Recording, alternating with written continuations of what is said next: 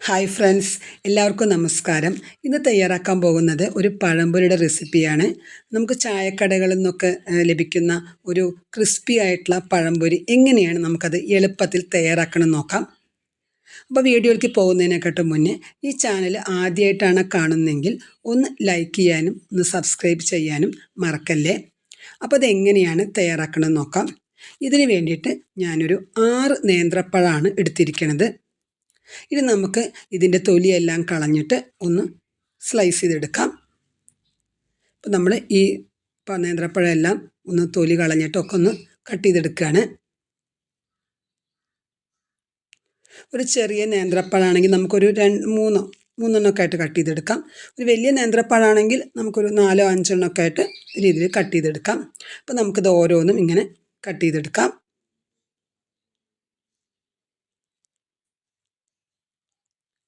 അപ്പം നമ്മളിത് ഓരോന്നും കട്ട് ചെയ്തെടുക്കുകയാണ്.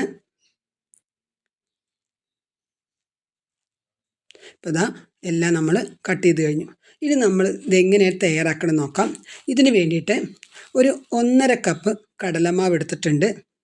ഒരു 3 ടേബിൾ സ്പൂൺ അരിപ്പൊടിയും ഒരു 3 ടേബിൾ സ്പൂൺ പഞ്ചസാരയും ഒരു 1/4 സ്പൂൺ മഞ്ഞൾപ്പൊടിയും ഒരു 1/4 സ്പൂൺ ഉപ്പുപൊടിയും ഒരു നുള്ള് ബേക്കിംഗ് സോഡ എടുത്തിട്ടുണ്ട്. ഇനി നമുക്ക് ഒരു ബൗളിലേക്ക് ഈ 1.5 കപ്പ് മൈദ ഇട്ട് കൊടുക്കാം. ഇനി അതിലേക്ക് അരിപ്പൊടി ഇട്ട് കൊടുക്കാം. ഒരു 3 ടേബിൾ സ്പൂൺ.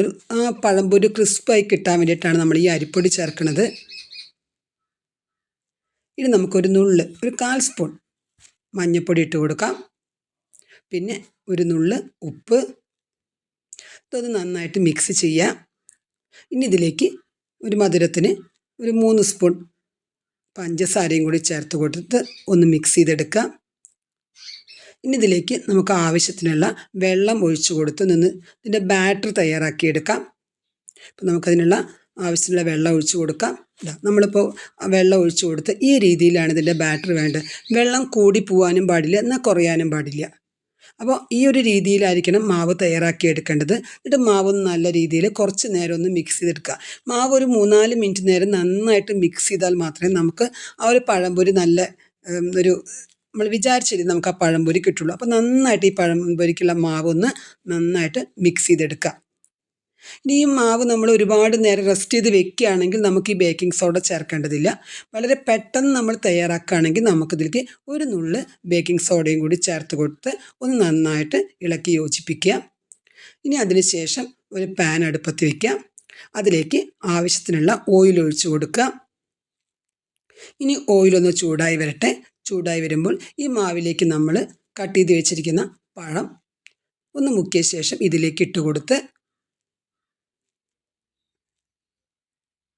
ഒന്ന് നമുക്ക് പഴംപൊരി തയ്യാറാക്കാം.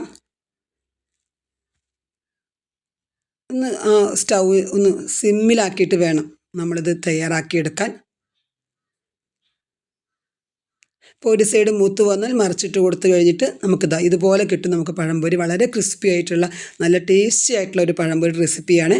അടുത്തും ഇതുപോലെ നമുക്ക് തയ്യാറാക്കിയെടുക്കാം. ഫ്ലെയിം ഒന്ന് കുറച്ച് വെക്കണം, അല്ലെങ്കിൽ ഇത് പെട്ടെന്ന് കരിഞ്ഞു പോകും. അപ്പോൾ അതുകൊണ്ട് അതൊന്ന് ശ്രദ്ധിക്കണം. അപ്പോൾ വളരെ ടേസ്റ്റി ആയിട്ടൊരു പഴംപൊരിയുടെ റെസിപ്പിയാണ്. എല്ലാവരും ട്രൈ ചെയ്ത് നോക്കണം. വീഡിയോ ഇഷ്ടമായിട്ടുണ്ടെങ്കിൽ ലൈക്ക് ചെയ്യാനും സബ്സ്ക്രൈബ് ചെയ്യാനും മറക്കല്ലേ.